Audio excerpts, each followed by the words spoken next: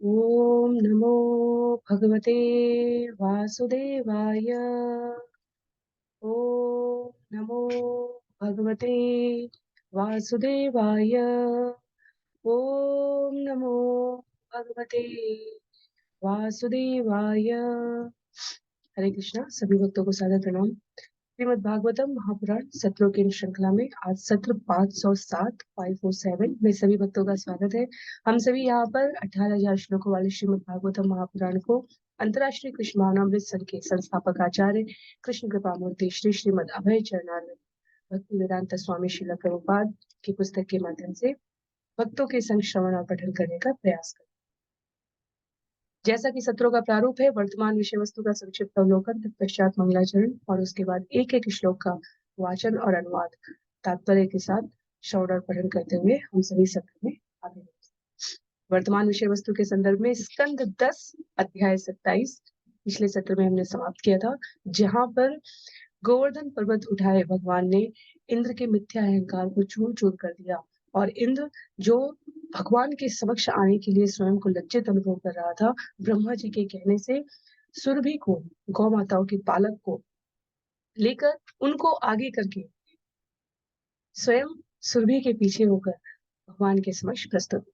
माता सुरभि ने प्रसन्नता पूर्वक गोवंश की रक्षा करने वाले भगवान की सुंदर शब्दों में स्तुति करते हुए अभिषेक किया है और तत्पश्चात इंद्र ने भी भगवान को अपने विनयशील वचन निवेदित किए। भगवान का नाम गोविंद, गौओं की रक्षा करने के इस कार्यक्रम में, इस अध्याय में सुखदेव गोस्वामी द्वारा महाराज परीक्षित के और हम सभी के ज्ञानवर्धन के लिए, जानकारी के लिए प्रस्तुत। तो आज के अध्याय में अध्याय संख्या 28, जहाँ वरुण देव नंद बाबा को अपहृत कर लेते हैं, क्योंकि उनकी एक इच्छा है जो वो भगवान नंद बाबा के माध्यम से भगवान की समक्ष प्रस्तुत करना चाहते हैं। तो इस रोचक विषय को हम लोग आज के सत्र में श्रवण करने का प्रयास करेंगे, जहाँ अध्याय का नाम है कृष्ण द्वारा वरुण लोक से नंद महाराज की। उसके पहले आरंभ करते हैं मंगलाचरण से। नारायणं नमस्कृत्य नरं चैव नरोत्तमं देवीं सरस्वतीं व्यासं ततो जयमुदीरयेत्। शृण्वतां स्वकथा कृष्ण पुण्यश्रवणकीर्तन यद्यन्तस्थो य भद्राणि विदुनोति सुयत्स्यताम्। नष्टप्रायेषु भद्रेषु नित्यं भागवत सेवया भगवत्युत्तमश्लोके भक्तिर्भवति नैष्टिकी। ॐ अज्ञानतिमिरान्धस्य ज्ञानाञ्जनशलाकया चक्षु उन्मीलितं येन तस्मै श्रीगुरुवे नमः। मूकं करोति वाचालं पङ्गुं लङ्घयते गिरिं यत्कृपातमहं वन्दे परमानन्दमाधवम्। वाञ्छाकल्पतरुभ्यश्च कृपा सिन्धुभ्येव च पतितानां पावनेभ्यो वैष्णवेभ्यो नमो नमः। जय श्री कृष्ण चैतन्य प्रभु नित्यानंद श्री अद्वैत गदाधर श्रीवासादि गौर भक्तवृंद। हरे कृष्ण कृष्ण कृष्ण हरे हरे, हरे राम राम राम हरे हरे, हरे कृष्ण कृष्ण कृष्ण हरे हरे, हरे राम राम राम हरे हरे, हरे कृष्ण कृष्ण कृष्ण हरे हरे, हरे राम राम राम हरे हरे।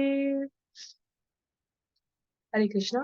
तो पुनः सभी भक्तों को सादर प्रणाम। सत्र 507 547 में हम सभी आज स्कंद 10 अध्याय 28 आरंभ करने जा रहे हैं, जिसका नाम है कृष्ण द्वारा वरुण लोक से नंद महाराज की रक्षा।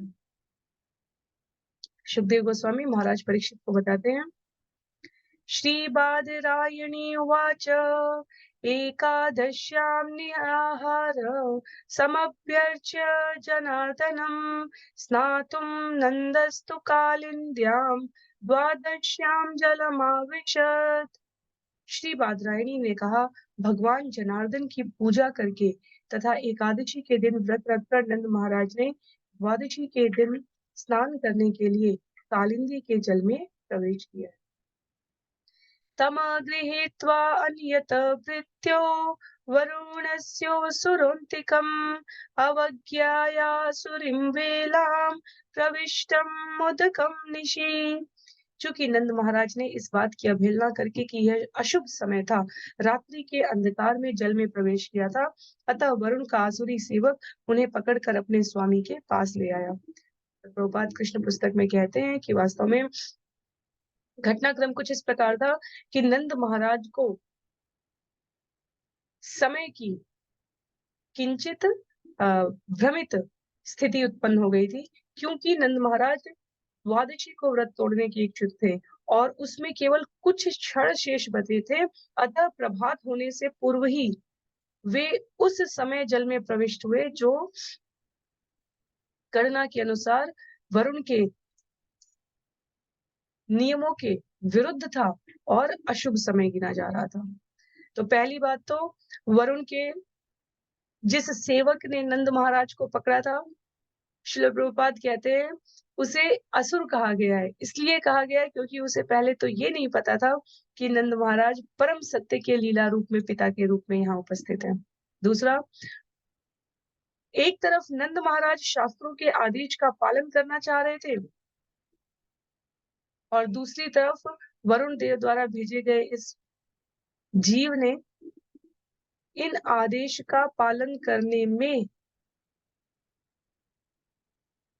रोड़ा अटकाते हुए, उनके विरुद्ध कार्य करते हुए, शास्त्र के आदेश के विपरीत कार्य करते हुए उनको पकड़ने का प्रयास किया था, इसलिए असुर कहा गया है वहां पर उसे।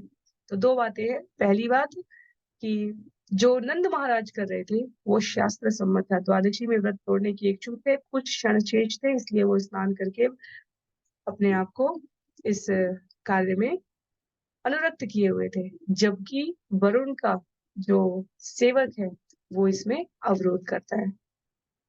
तो वास्तव में यहाँ पर आगे लिखते हैं श्रील प्रभुपाद की वरुण देव स्वयं अपने सेवक के इस कृत्य के लिए क्षमा याचना करते हैं। तो ये घटनाक्रम कुछ इस प्रकार से हमें समझनी है, जैसे सुखदेव गोस्वामी महाराज परीक्षित के समक्ष व्यक्त करते जा रहे हैं कि वास्तव में भागवतम या भगवत गीता या महाभारत के जितने भी कथा पात्र होते हैं, रामायण, हमारे पौराणिक शास्त्रीय ग्रंथों के, ये भगवान द्वारा नियुक्त प्रतिनिधि होते हैं और इनके द्वारा किया जाने वाला व्यवहार सामान्य जनमानस को मार्गदर्शन देने के लिए। तो यदि वो कथा क्रम में विपक्ष में दिखते हैं तो भी वो हमारा मार्गदर्शन कर रहे हैं कि हमें किस प्रकार का व्यवहार नहीं करना चाहिए, और यदि वो भगवान की लीला के पक्ष में दिख रहे हैं तो सामान्य रूप से व्यवहार की प्रस्तुति पालन करने योग्य कृत्य को स्वीकार करने के लिए। तो वरुण देव का सेवक यहाँ पर नंद महाराज भगवत भक्ति या कृष्ण स्वयं लीला कर रहे हैं, इन सब के बारे में अनभिज्ञ था, जैसा स्वामी ने कहा वैसा करने के लिए उद्यत हो गया। श्लोक संख्या 3 में चुक्रुषुतं पश्यन्ता कृष्ण रामेति गोपका भगवान् तत उपश्रुत्य पितरं वरुणायतं तदन्तिकं गतो राजन् स्वानामभयत विभु। हे राजन, नंद महाराज को न देखकर ग्वाले जोर से चिल्ला उठे, हे कृष्ण, हे राम। भगवान कृष्ण ने उनकी चीखें सुनी और समझ लिया कि मेरे पिता वरुण द्वारा बंदी बना लिए गए हैं, अतः अपने भक्तों को निडर करने वाले सर्वशक्तिमान भगवान वरुण देव के दरबार में जा पहुंचे। तो ऐसा नहीं है कि नंद महाराज अकेले करने के लिए आए थे स्नान।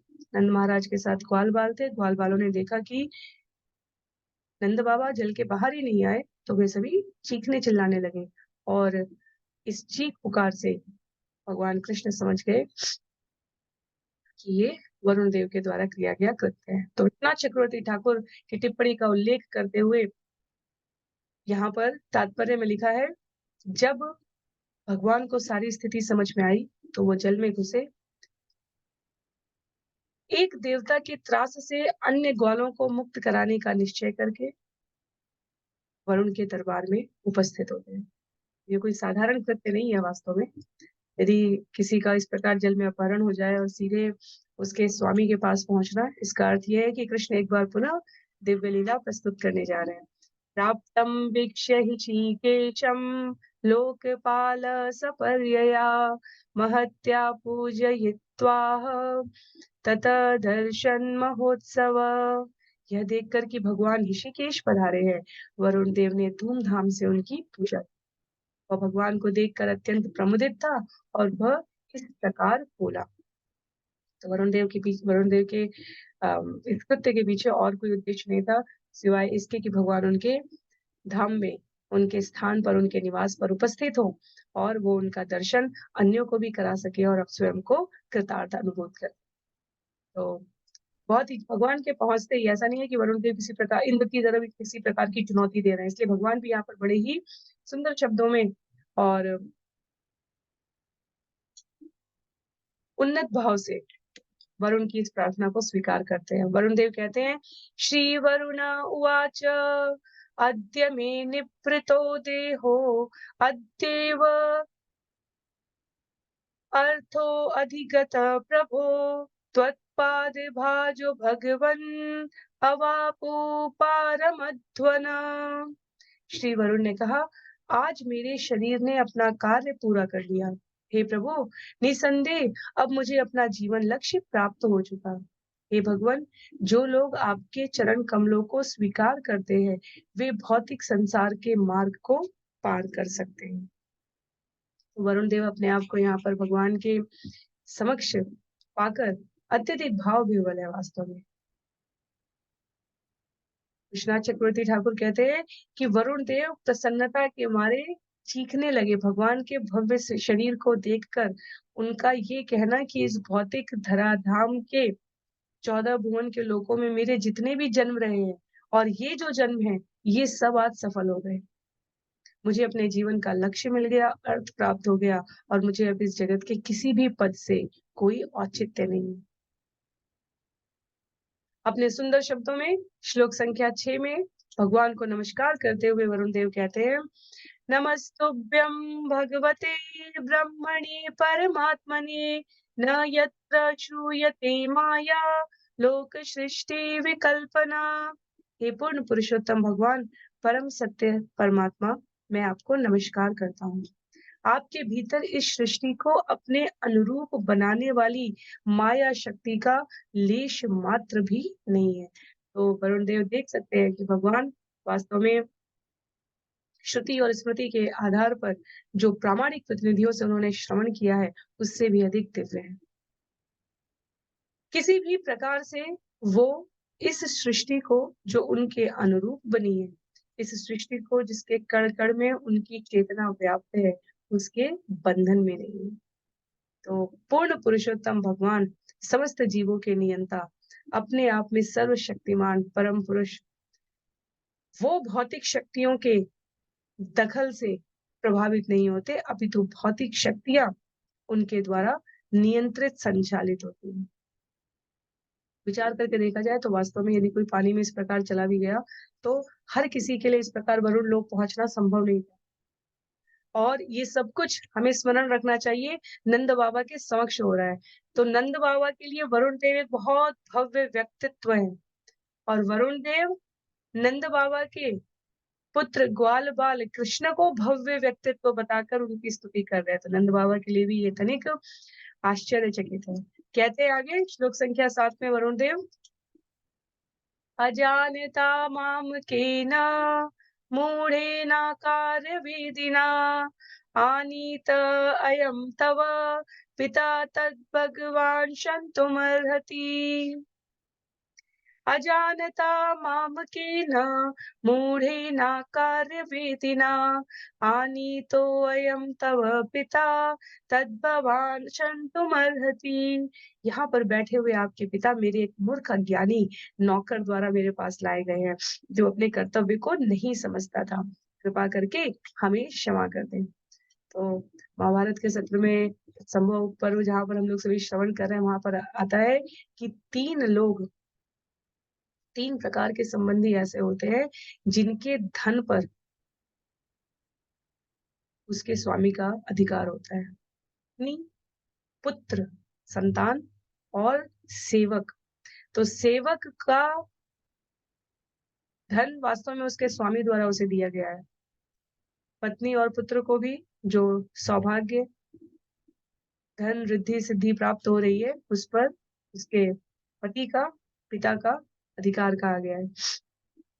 इस अर्थ में वहां पर वैशंपायन ऋषि महाराज परीक्षित को कह रहे हैं महाभारत में, ये कर्मकांड से संबंधित तथ्य है, पर यहाँ संगत है कि एक सेवक को जरूरत के अनुसार उसका स्वामी अपनी संपदा का भाग देकर ये भी कह सकता है कि ये मेरा है और ये भी कह सकता है कि ये मेरे सेवक का है। तो इसका प्रयोग वर्तमान में भ्रष्टाचार को बढ़ावा देने के लिए बड़े आसानी से प्रयोग हो जाता है। कई बार बहुत सारे अलग अलग विश्व के नेताओं के समक्ष इस प्रकार की घटनाक्रम आते हैं जहां उनकी धन संपत्ति का जो एक बहुत बड़ा प्रतिशत है वो उनके सेवकों से, उनके घर में काम करने वाले नौकरों से, कोई गाड़ी चलाने वाले ड्राइवर से, कहीं माली से, कहीं किसी प्रकार से जो उनकी सेवा में नियुक्त सेवक है, उनके बैंक अकाउंट से प्राप्त होता है। तो सेवक के रूप में यदि वो किसी राजनेता के यहाँ कार्य कर रहे हैं, तो उनके पास आय का और कोई स्रोत नहीं है, फिर वो इतने अधिक धनी कैसे हैं? तो इसलिए अब जो खोजबीन की जाती है, उसमें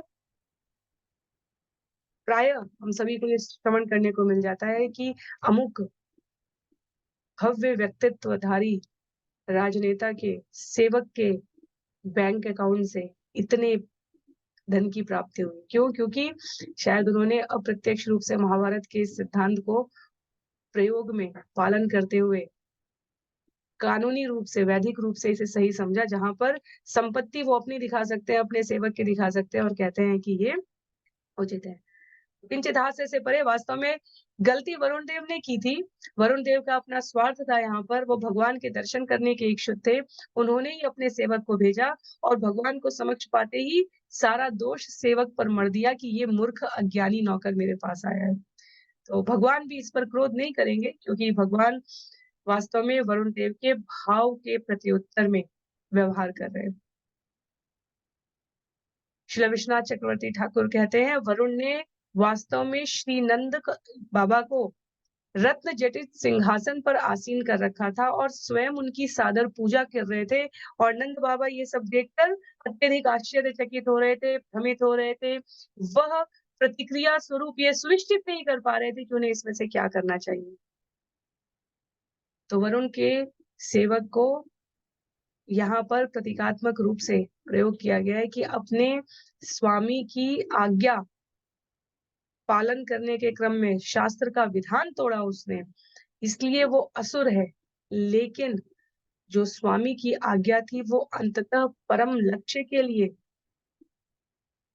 केंद्रित थी, भगवत प्राप्ति के लिए केंद्रित थी, इसलिए भगवान के सुंदर दर्शन का सुकृत उसे प्राप्त हुआ और साथ ही साथ इस घटनाक्रम में उसकी सहभागिता भी प्रस्तुत की गई। श्लोक संख्या 8 में कहते हैं, ममाप्य अनुग्रहं कृष्ण कर्तुमर्हस्य शेषदृक् गोविंद नियतामेष पिता ते पितृवत्सल। हे कृष्ण, हे सर्वदृष्टा, आप मुझे भी अपनी कृपा प्रदान करें। हे गोविंद, आप अपने पिता के प्रति अत्यधिक स्नेहवान हैं, आप उन्हें घर ले जाएं। तो वरुण देव के भीतर ऐसी कोई कामना नहीं थी जहां वो किसी भी प्रकार से कृष्ण को या नंद बाबा को त्रास देने के लिए, पीड़ित करने के लिए या अपने मिथ्या अहंकार का प्रदर्शन करने के लिए शक्ति का, ऐश्वर्य का भाव रखे हों। ऐसा कुछ भी नहीं था। वो सरलतम रूप में भगवान को अपने लोक में आमंत्रित करना चाहते थे और इसलिए उन्होंने इस अवसर का लाभ। गणना के हिसाब से विश्वनाथ चक्रवर्ती ठाकुर ये भी प्रस्तुत करते हैं यहाँ पर कि वरुण या उनके सेवक शास्त्रीय विधानों से अवगत थे। तो उन्हें ये सूचित था कि नंद बाबा जो कर रहे हैं वो द्वादशी की तिथि में पारण करने, संकल्प तोड़ने के लिए इस प्रकार स्नान करने के लिए आए हैं। पर साथ ही जीव गोस्वामी ने इस गणना की भी व्याख्या की है। उनका कहना है कि कुछ एक, क्योंकि 2 से 3 एकादशी ऐसी होती है जब हम देखते हैं कि हमें स्वयं पारण करने के जो घंटे होते हैं व्यवहारिक रूप से उसमें दुविधा रहती है।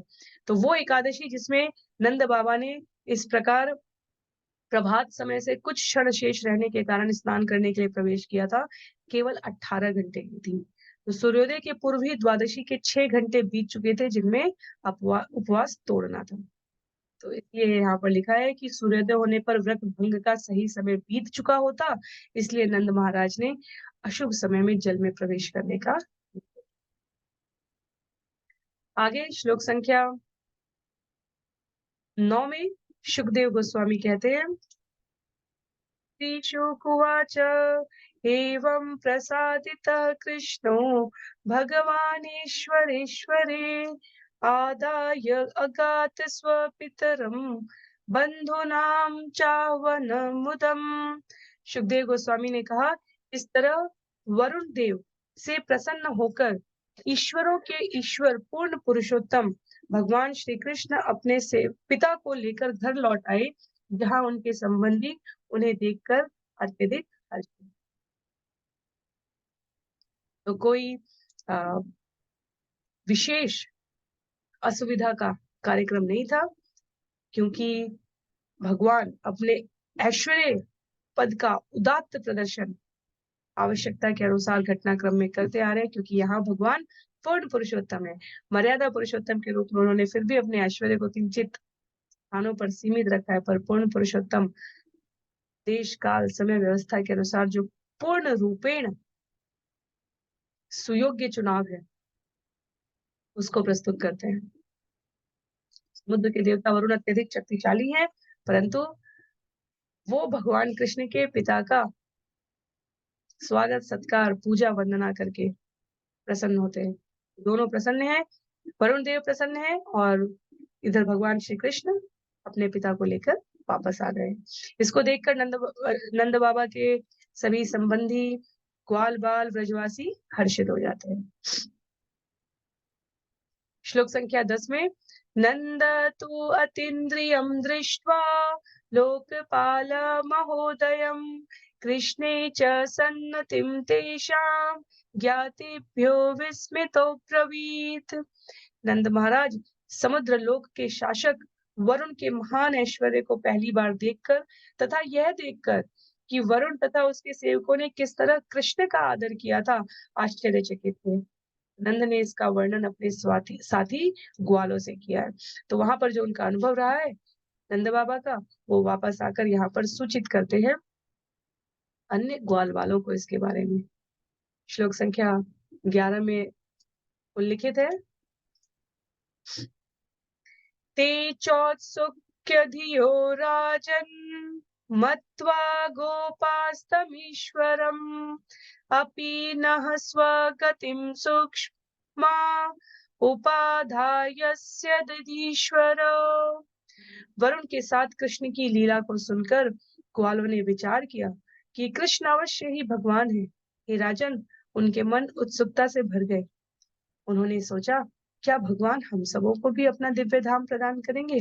तो क्योंकि वरुण देव ने वहां पर कहा था कि मैं केवल आपको अपने धाम में बुलाने का इच्छुक था, मैं आपके दर्शन करना चाहता था, इस धाम को पवित्र करना चाहता था, मेरे आने मात्र से मुझे लाभ होता, आपके आने मात्र से पूरे राज्य को लाभ हुआ है।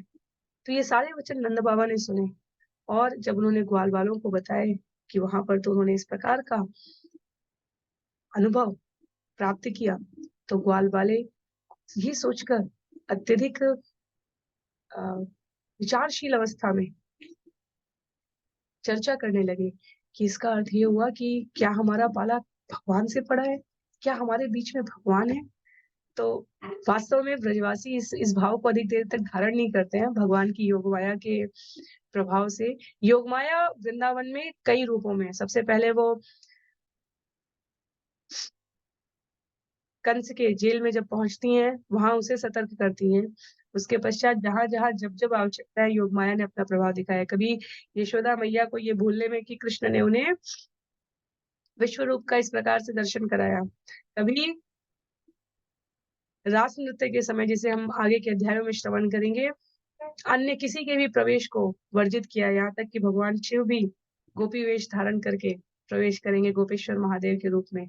समय समय पर स्थान स्थान पर जब जब ब्रजवासी आनंद अतिरेक अवस्था से परे होकर भगवान के ऐश्वर्यशाली स्वरूप के बारे में अधिक सोचने लगते हैं, तब तब योग माया सतर्क हो जाती है और भगवान की लीला में सहायता करने के लिए सभी को पुनः वात्सल्य, माधुर्य, सखा, दास से इन भावों पर ले आती है।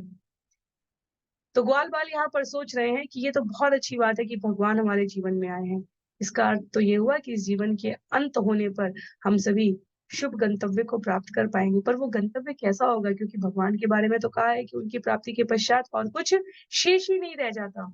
तो इसलिए श्लोक संख्या 12 में सुखदेव गोस्वामी बताते हैं, इति स्वानाम सह भगवान विज्ञायाखिल दृक् स्वयं संकल्प सिद्धये तेषां कृपया एतत् अचिन्तयत्।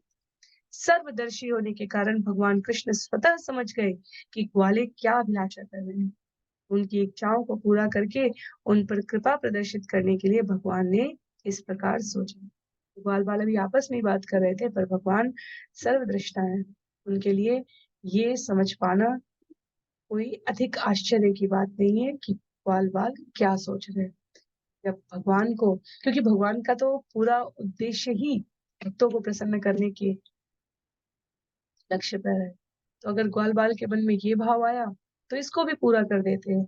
ऐसा विचार करके श्लोक संख्या 13 में उल्लेख आता है,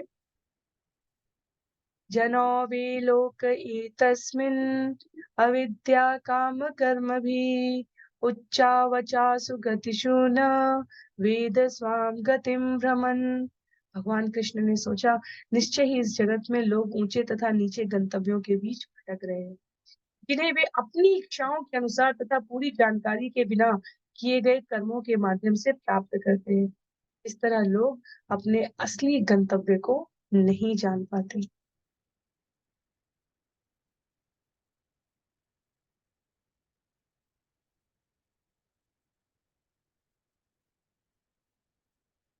कथाओं के बीच में, कथाक्रम के बीच में ये एक श्लोक अपने आप में दार्शनिक सिद्धांत के, तत्व ज्ञान के बहुत ऊंचे बिंदु को स्पष्ट करता है। हम सभी इस जगत में जो भी व्यवहार कर रहे हैं, मनोवैज्ञानिक रूप से भी यदि हम विचार करें, वो दो कारणों से प्रभावित होता है। या तो वो हमारी इच्छा पूर्ति में सहायक है, इसलिए हम उस कार्य को करते हैं, या हमने अन्यों को वैसा करके अपनी इच्छा पूर्ति करते हुए देखा है, इसलिए हम प्रयोग के लिए वो कार्य करते हैं। इसलिए कहा गया है, ज्ञान प्राप्ति का व्यवहार करने के लिए जो आवश्यक निर्देश है वो हमें 3 माध्यम से प्राप्त होता है। या तो हम प्रत्यक्ष देखते हैं, या हमने श्रवण किया हुआ होता है, या हमने अपने जीवन के अनुभव में उसे प्राप्त किया होता है। तो हमने किसी को देखा, हमने स्वयं अनुभव किया, या हमने उसके बारे में श्रवण किया। इन्हीं 3 बिंदुओं के कारण हम जीवन में जिस भी कार्य को करते हैं उसे करने के लिए प्रेरित है। यहाँ पर भगवान कहते हैं कि ऊंचे तथा नीचे गंतव्यों के बीच भटकने वाले जीव अपनी इच्छा पूर्ति के लिए पूरी जानकारी के बिना कहे गए, किए, करे गए या देखे गए कर्मों के माध्यम से जानकारी प्राप्त करके व्यवहार करते हैं।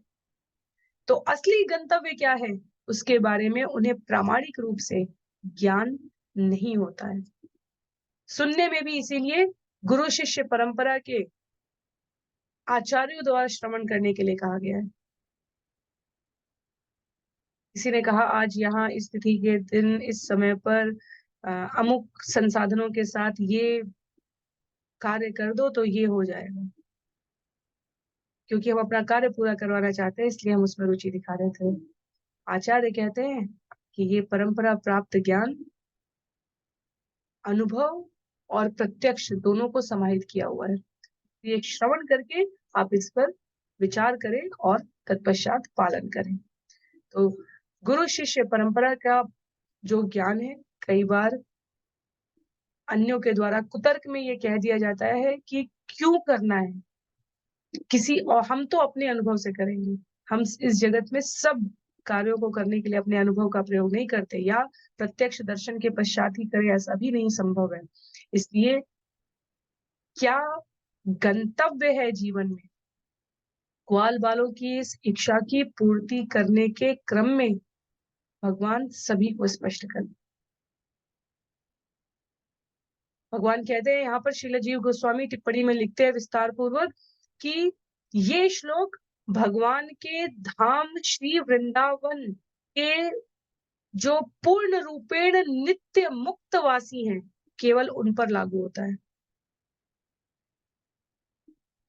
सामान्य जीवों पर इसलिए लागू नहीं होता क्योंकि उनको जीवन में अपने कार्यों की पूर्ति के लिए और भी माध्यमों का प्रयोग करने में संकोच नहीं होता। तो त्वरित लाभ या सरल लाभ, दोनों से हमें बचने का प्रयास करना है। हमें सिर्फ इस जगत में उन कार्यों को करने का प्रयास करना चाहिए जो शास्त्र निर्देशित है और गुरु शिष्य परंपरा में आचार्यों द्वारा पालन किए गए।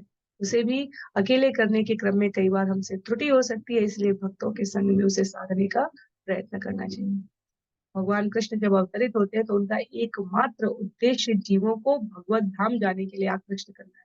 इस एक पंक्ति में हमें कोई संशय नहीं है, क्योंकि भगवान धराधाम पर अवतरित हुए बिना भी अन्य सभी काम करके दिखा सकते हैं, पर सामान्य जीव जो अनुभव के द्वारा, जो प्रेरणा लेकर अन्यों के द्वारा किए गए कृत्य का अपने जीवन में पालन करने के लिए यहाँ पर उपस्थित हैं, उनको मार्गदर्शन कहाँ से मिलेगा। इसके लिए भगवान आकृष्ट करने के लिए स्वयं अवतरित होकर यहाँ लीला क्रम कर रहे हैं। तो अभी भगवान सुंदर वैकुंठ लोक का दर्शन कराने वाले हैं ग्वाल वालों को, इसलिए ये पूरी भूमिका स्थापित की गई है। क्योंकि ग्वाल वालों ने सोचा कि यदि वरुण लोक में रहने वाले जीवों को इस प्रकार से भगवान ने कृपा की है, नंद बाबा जैसा बता रहे हैं, तो इसका अर्थ ये हुआ कि हमारे जीवन की फिर क्या गति होगी। तो एक प्रकार से ये दिखा रहे हैं कि भगवान की जीवन में उपस्थिति रहने पर ही जीव अपने आप को सदैव प्रेरित कर पाता है, सदैव केंद्रित होकर प्रयास कर पाता है। अन्यथा पूरा जीवन निकल जाता है और अंत में सार के रूप में कुछ भी हाथ नहीं लगता। भौतिक जगत के जीवन को जीते जीते जीते प्रतिदिन, प्रति मास, प्रति वर्ष व्यतीत होते चले जाते हैं, पर वास्तव में यदि इनका हमें सार प्राप्त करना है तो हमें व्रजवासियों की तरह जीवन जीना है। श्लोक संख्या 14 में कहते हैं, इति संचिन्त्य भगवान महाकारुणिको हरि दर्शयामास लोकम स्वम गोपानां तमसः परम। इस प्रकार परिस्थिति पर गंभीरता पूर्वक विचार करते हुए परम दयालु भगवान हरि ने ग्वालों को अपना धाम दिखलाया जो भौतिक अंधकार से परे है। तो आश्वस्त किया है भगवान ने ग्वाल वालों को, ये सुनिश्चित किया है कि आपके गंतव्य में किसी प्रकार का संदेह नहीं। और साथ ही साथ सुखदेव गोस्वामी जब महाराज परीक्षित को ये बता रहे हैं तो अन्यों को ये मार्गदर्शन मिला है, भगवान की भक्ति करने के परिणाम में जीव सर्वथा अंधकार के परे, जहाँ जन्म मृत्यु जरा व्याधि नहीं है, जहाँ किसी भी प्रकार की कुंठा, द्वेष, मद मत्सर, लोभ और क्रोध नहीं है,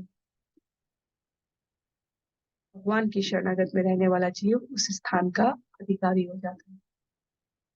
श्लोक संख्या 15 में ग्वाल बाल ये रूप देखकर, अत्यधिक स्थान देखकर आश्चर्यचकित है। सत्यम ज्ञानम अनंतम यद ब्रह्म ज्योति सनातनम यद्वहि पश्यन्ति मुनयो गुणापाये समाहिता। भगवान कृष्ण ने अनश्वर आध्यात्मिक तेज प्रकट किया जो असीम, चेतन तथा नित्य है। मुनिजन उस आध्यात्मिक जीव को समाधि में देखते हैं जब उनकी चेतना भौतिक प्रकृति के गुणों से मुक्त रहती है। तो भगवान वास्तव में यहाँ पर अपने धाम को, अपने दिव्य लोक को वृंदावन वासियों को दिखा रहे हैं। भगवान का लोक वास्तव में वैकुंठ एक नहीं होता है, वैकुंठ अनंत है, क्योंकि आध्यात्मिक लोक इस भौतिक जगत का 3 गुना अधिक है। तो यदि इस भगवान की सृष्टि का, ये स्कंद 2 में भी इसका वर्णन है, यदि 4 भाग कर दिया जाए तो 1/4 भौतिक जगत है जिसमें हम असंख्य ब्रह्मांडों की बात करते हैं, और 3/4 भाग आध्यात्मिक जगत है, और उस 3/4 भाग में असंख्य वैकुंठ है। तो असंख्य शब्द सुनते ही, इनफाइनाइट शब्द सुनते ही हम सोचते हैं कि ये संभव कैसे है, क्योंकि हमारा जो विचार करने का, सोचने का, अनुभव करने का इंद्रिय जन्य ज्ञान है। हम जो ज्ञान प्राप्त करते हैं वो इंद्रियों के अनुभव से प्राप्त करते हैं। बुद्धि सोचती है, मन मस्तिष्क विचार कर रहा है।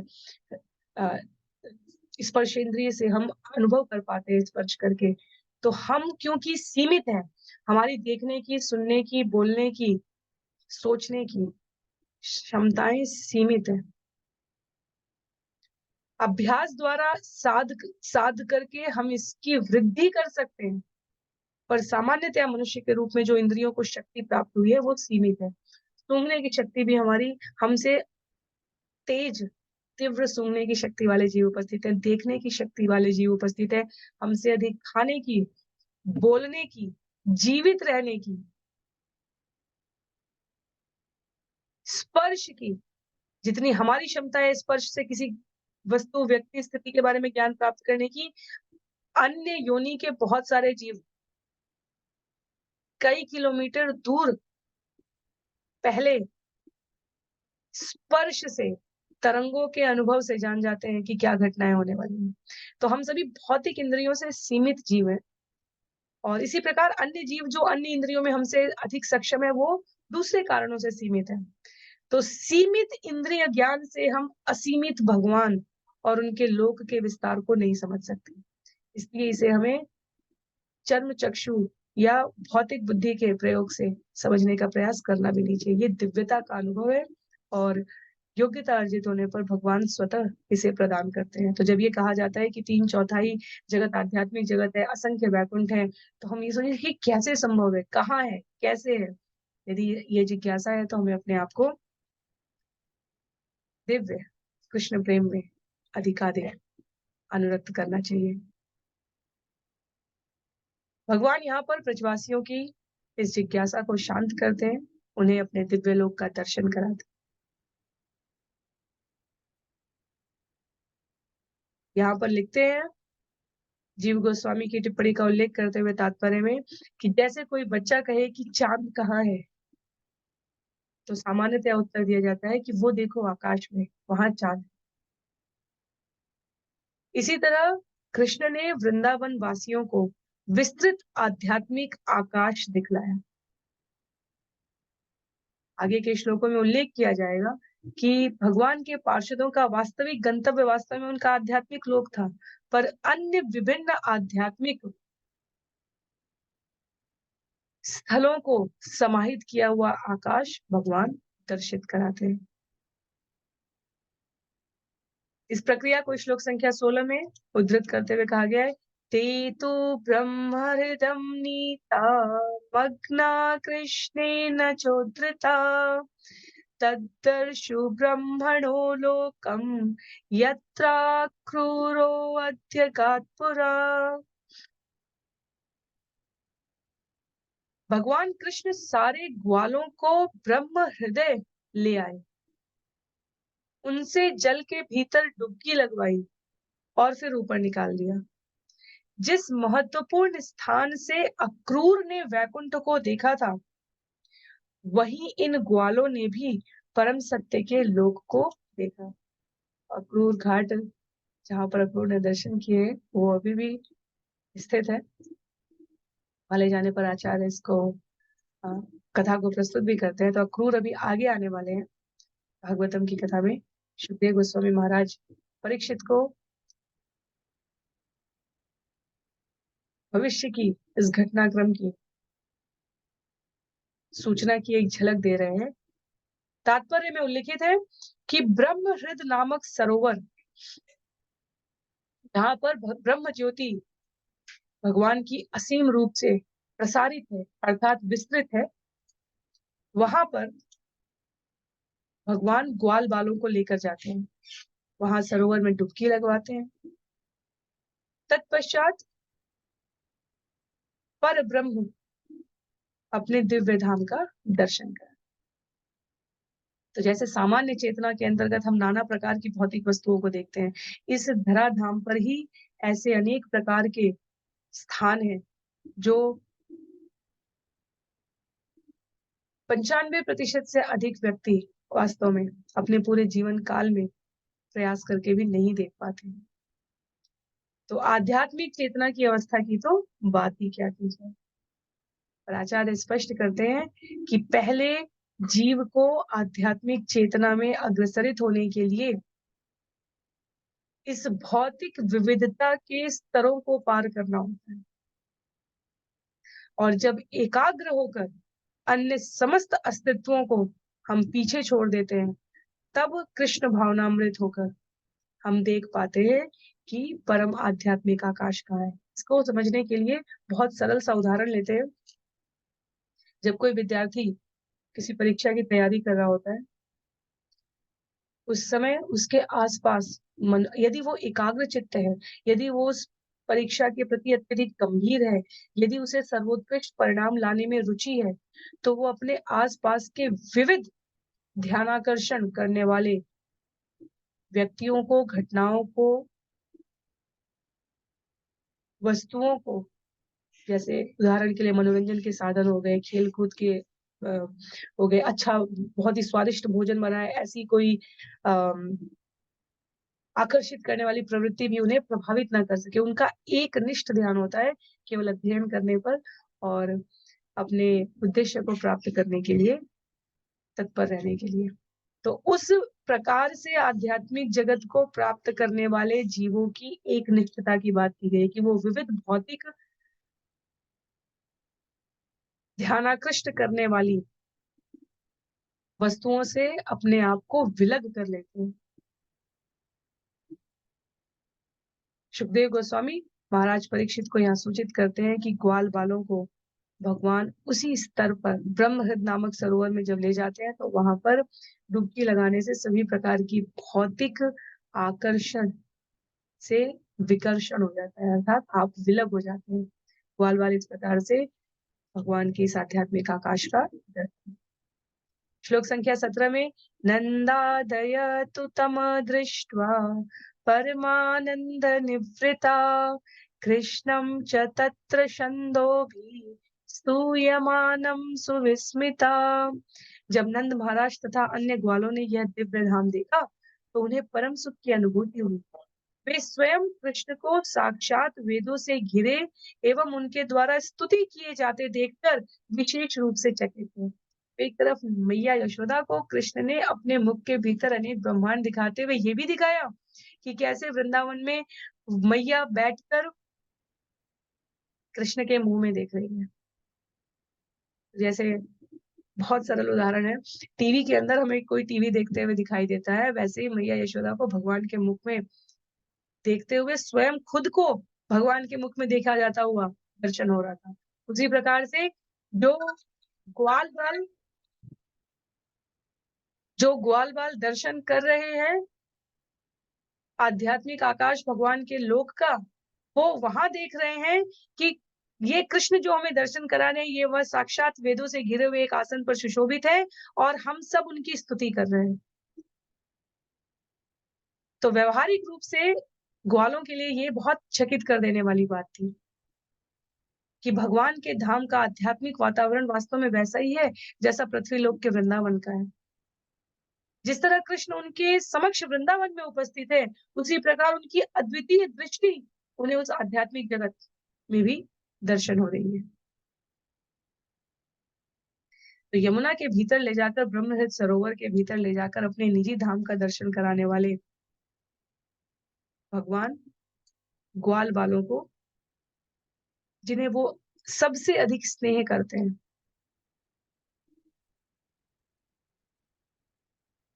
आश्चर्य से निमग्न कर देते हैं। मतलब भक्ति सिद्धांत सरस्वती ठाकुर एक पद के द्वारा उल्लेखित करते हुए कहते हैं कि कृष्ण ने ग्वालों को न केवल वैकुंठ लोक का क्षणिक दर्शन कराया, अपितु अनेकानेक शाश्वत लोकों में सबसे बड़े अपने कृष्ण लोक का भी दर्शन कराया। ब्रजवासियों को उनका वास्तविक स्थान दिखलाया है और उनके माध्यम से जहाँ सुखदेव गोस्वामी महाराज परीक्षित को ये सब उल्लेखित कर रहे हैं, सामान्य जीवों को भी प्रेरणा दी है ये समझने की कि ये धराधाम हमारे लिए क्षणिक निवास का है।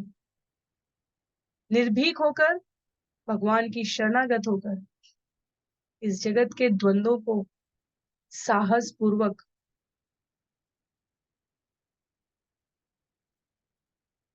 बदलाव के परिवर्तन के इन अनेकानेक घटनाक्रमों में अपनी बुद्धि को स्थिर रखकर हरिनाम को एकमात्र आश्रय समझकर और भगवान की लीला को श्रवण करने में, गायन करने में अपना परम सुख जानकर व्यवहार करने वालों को आध्यात्मिक जगत के इस उच्चतम कृष्ण लोक में प्रवेश करने का भगवत कृपा से अवसर प्राप्त हो सकता है।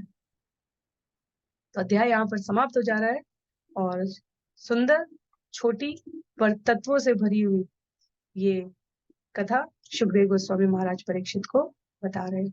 इस प्रकार श्रीमद् भागवतम के 10वें स्कंद के अंतर्गत कृष्ण द्वारा वरुण लोक से नंद महाराज की रक्षा नामक 28वें अध्याय के श्री श्रीमद एसी भक्ति वेदांता स्वामी प्रभुपाद के विनीत सेवकों द्वारा रचित तात्पर्य पूर्ण हो रहे हैं।